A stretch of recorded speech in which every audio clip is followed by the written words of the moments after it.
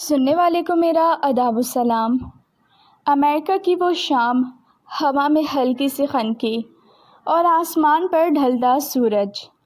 ماہنور اور اذلان سمندر کے کنارے کھڑے تھے جہاں ان کی کہانی شروع ہوئی تھی اور آج مکمل ہونے جا رہی تھی۔ ماہنور نے آہستہ سے کہا، یاد ہے ہم یہاں پہلی بار آئے تھے؟ اذلان مسکرایا، تب مجھے نہیں پتہ تھا کہ تم میری زندگی بن جاؤ گی۔ چند لمحے خاموشی کے گزرے، پھر اذلان نے جیب سے ایک چھوٹا سا باکس نکالا۔ ماہنور کی دھڑکن تیز ہو گئی۔ ماہنور، کیا تم ہمیشہ کے لیے میری بنو گی؟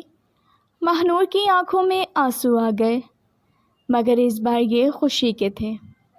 ہاں اذلان، ہمیشہ کے لیے۔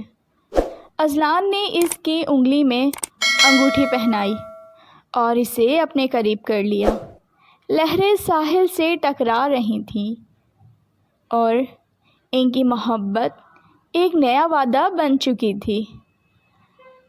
اب ڈر نہیں لگتا؟ اذلان نے پوچھا۔ ماہنور مسکرا دی، نہیں، کیونکہ اب میں اکیلی نہیں ہوں۔ وہ دونوں ساتھ بیٹھ گئے۔ سورج ڈوب رہا تھا مگر ان کی کہانی کا نیا سورج طلوع ہو رہا تھا۔ یہ محبت اب صرف احساس نہیں رہی، یہ ایک زندگی بن چکی تھی۔ دو دل، ایک وعدہ اور ہمیشہ کا ساتھ۔